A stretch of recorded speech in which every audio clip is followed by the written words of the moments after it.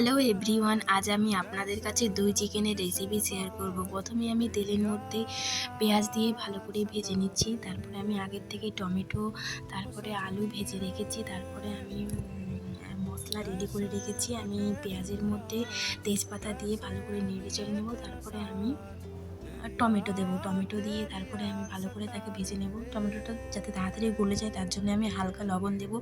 তারপরে আমি আগের থেকে বেটে রেখেছি আদা, রসুন, জিরে, ধনে দিয়ে আমি মশলা যেটা রেডি করে রেখেছি সেই মশলাটা দিয়ে দেবো। মশলাটা দিয়ে ভালো করে নেড়ে চেড়ে নেব। দিয়ে যখন আমাদের মশলা থেকে তেল বেরিয়ে যাবে হালকা হালকা, তখন আমি তারপরে আমার আগের থেকে ম্যাগনেট করে রাখা চিকেনটা দিয়ে দেবো। আগে যখন আমি ম্যাগনেট করে রেখেছিলাম তার মধ্যে আমি দিয়েছি দই, দিয়েছি হলুদ, দিয়েছি লবণ, দিয়েছি তেল দিয়ে আগের থেকে আমি ভালো করে 1 ঘন্টা ধরে ম্যাগনেট করে রেখেছি। সেই ম্যাগনেট করে রাখা চিকেন আমি ঢেলে তারপরে আমি ভালো করে সেটাকে কষে নেব। পরিমাণ মতো লবণ দিয়ে দেবো। ভালো করে আমি কষে নেওয়ার পরে আমি মিট মশলা দিয়ে দিচ্ছি। পরিমাণ মতো মিট মশলা দিয়ে দেবেন। তারপরে আমি ভালো করে নেড়ে চেড়ে নেব। নেড়ে চেড়ে নেওয়ার পরে আমি পরিমাণ মতো জল দিয়ে দেবো। পরিমাণ মতো জল দিয়ে তারপরে আমি ভালো করে নেড়ে চেড়ে নেব।